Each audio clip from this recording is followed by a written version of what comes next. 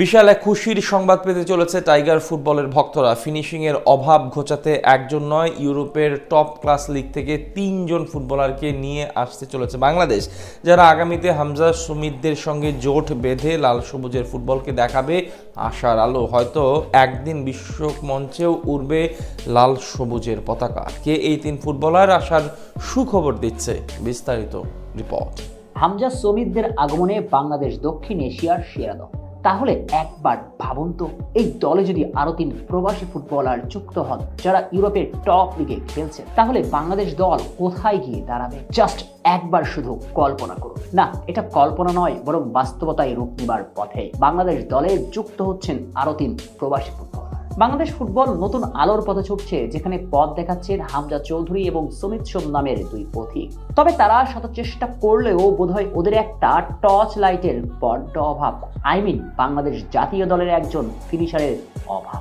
Asian কাপে খেলার শেষ 2 ম্যাচে 4 গোল করেছে বাংলাদেশ, কিন্তু একটু খেয়াল করলেই দেখবেন সেখানে ফরওয়ার্ডদের পা থেকে এসেছে মোটেই 1টি। তাও যেটা করেছেন রাকিব হোসেন, কিন্তু রাকিব প্রথাগত সেন্ট্রাল ফরওয়ার্ড নন, যার মানে দাঁড়ায় বাংলাদেশের কোনো সেন্ট্রাল ফরওয়ার্ড সে অর্থে নেই বললেই চলে, যা একটা বড় আক্ষেপ এবং দুঃখ। এই দুঃখ ঘোচাতে এবারের বাফুফে আনতে চলেছে 3জন প্রবাসী ফুটবলার যারা ইউরোপের টপ ক্লাস লিগে খেলছেন, যেটা সাম্প্রতিক সময়ে এক মূলধারার গণমাধ্যমে নিশ্চিত করেছেন বাংলাদেশ ফুটবল ফেডারেশনের সহসভাপতি ফাহাদ করিম। যেখানে তার কাছে জানতে চাওয়া হয় একজন সেন্ট্রাল ফরওয়ার্ড আনতে কি করতে চলেছে বাফুফে। সে প্রশ্নের জবাবে ফাহাদ করিম বলেন, বাংলাদেশ ঘরোয়া লিগ থেকে প্রত্যাশা অনুযায়ী সেন্ট্রাল ফরওয়ার্ড পাচ্ছে না, তাই এবার বাফুফে প্রবাসী ফুটবলারদের দিকেই হাত বাড়াচ্ছে এবং তারা হামজার মতো ইউরোপের টপ লিগে না খেললেও মানের দিক থেকে কাছাকাছি লিগেই খেলেন এমন ফুটবলারদের সঙ্গে ইতিমধ্যে যোগাযোগ করতে শুরু করেছে ফুটবল ফেডারেশন, যেটা নিশ্চিত করলেন ফাহাদ করিম নিজেই। এখন প্রশ্ন জাগতে পারে এই 3 ফুটবলার কারা। যদিও কোনো নাম স্পষ্ট করেননি জেন্টলম্যান ফাহাদ করিম, তবে বাংলাদেশ ফুটবল পাড়ায় কান পাতলেই শোনা যায় ট্রেভার ইসলামের কথা। ট্রেভার ইসলাম বর্তমানে খেলছেন আমেরিকার ইউনিভার্সিটি লিগে, যেখানে প্রতিনিয়ত গোল অ্যাসিস্ট করেই যাচ্ছেন। সবচেয়ে বড় ব্যাপার, জায়ন আহমেদ এখান থেকে উঠে এসেছেন। অনেকে ধারণা করছেন জায়ন আহমেদের চেয়েও গতিশীল ফুটবলার ট্রেভার। শুধু তাই নয়, ট্রেভার একসঙ্গে খেলতে জানেন ভিন্ন ভিন্ন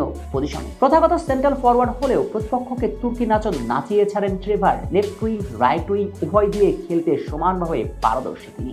সঙ্গে অ্যাটাকিং মিডফিল্ডার এবং সেকেন্ড স্ট্রাইকার হিসেবেও খেলতে পারেন। সব মিলিয়ে আক্রমণ ভাগের পরিপূর্ণ প্যাকেজ যেন এই ট্রেভার। এখন দেখার অপেক্ষায় ট্রেভারকে জাতীয় দলে আনে কিনা বাফুফে। সবচেয়ে বড় ব্যাপার, ট্রেভার জায়ন আহমেদের চেয়েও বেশি গতিশীল ফুটবলার। এছাড়াও তালিকায় আছেন জায়ান হাকিম এবং ইউসুফ মিয়া। সত্যিকার অর্থে এই 3 ফুটবলারকে যুক্ত করতে পারলে বাংলাদেশ ফুটবলের আগামীর পথ মসৃণ হয়ে উঠবে, এগিয়ে যাবে লাল সবুজ। এবার না হলে আগামীবার এশিয়ান কাপে সরাসরি কোয়ালিফাই করার সুযোগ থাকবে বাংলাদেশের সামনে। শেখ শ্রাবণ অনিক, সিটি নিউজ।